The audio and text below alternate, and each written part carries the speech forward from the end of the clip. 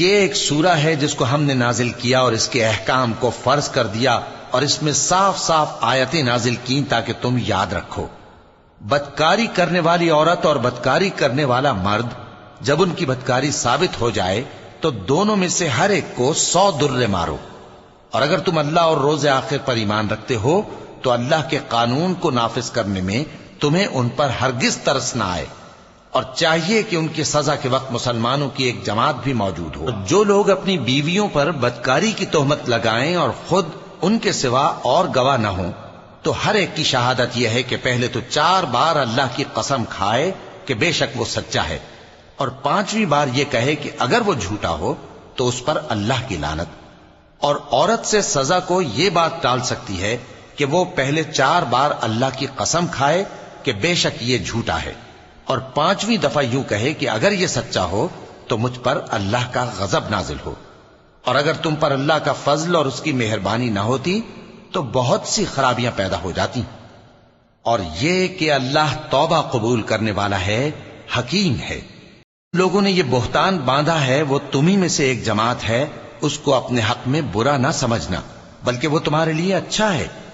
ان میں سے جس شخص نے گناہ کا جتنا حصہ لیا اس کے لیے اتنا وبال ہے، اور جس نے ان میں سے اس بہتان کا بڑا بوجھ اٹھایا ہے اس کو بڑا عذاب ہوگا۔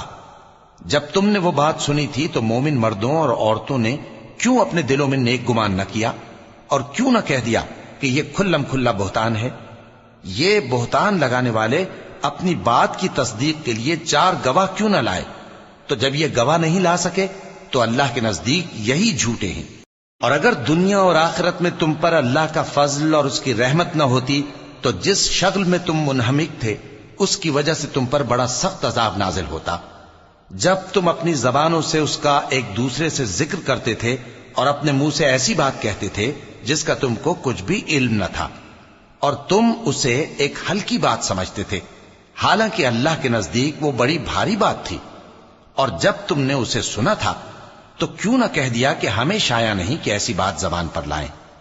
پروردگار تو پاک ہے، یہ تو بہت بڑا بہتان۔ اللہ تمہیں نصیحت کرتا ہے کہ اگر مومن ہو تو پھر کبھی ایسا کام نہ کرنا، اور اللہ تمہارے سمجھانے کے لیے اپنی آیتیں کھول کھول کر بیان فرماتا ہے، اور اللہ جاننے والا ہے، حکمت والا ہے۔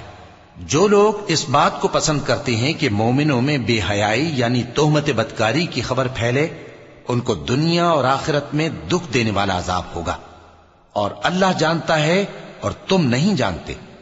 اور اگر تم پر اللہ کا فضل اور اس کی رحمت نہ ہوتی تو کیا کچھ نہ ہوتا، مگر وہ کریم ہے، اور یہ کہ اللہ نہایت مہربان ہے، رحیم ہے۔ مومنوں، شیطان کے قدموں پر نہ چلنا، اور جو شخص شیطان کے قدموں پر چلے گا تو شیطان تو بے حیائی کی باتیں اور برے کام ہی بتائے گا۔ اور اگر تم پر اللہ کا فضل اور اس کی مہربانی نہ ہوتی تو ایک شخص بھی تم میں پاک نہ ہو سکتا، مگر اللہ جس کو چاہتا ہے پاک کر دیتا ہے، اور اللہ سننے والا ہے، جاننے والا ہے۔ اور جو لوگ تم میں صاحب فضل اور صاحب مال ہیں وہ اس بات کی قسم نہ کھائیں کہ رشتہ داروں اور محتاجوں اور وطن چھوڑ جانے والوں کو کچھ نہیں دیں گے، اور ان کو چاہیے کہ معاف کر دیں اور درگزر کریں۔ کیا تم پسند نہیں کرتے کہ اللہ تم کو بخش دے؟ اور اللہ تو بخشنے والا ہے، مہربان ہے۔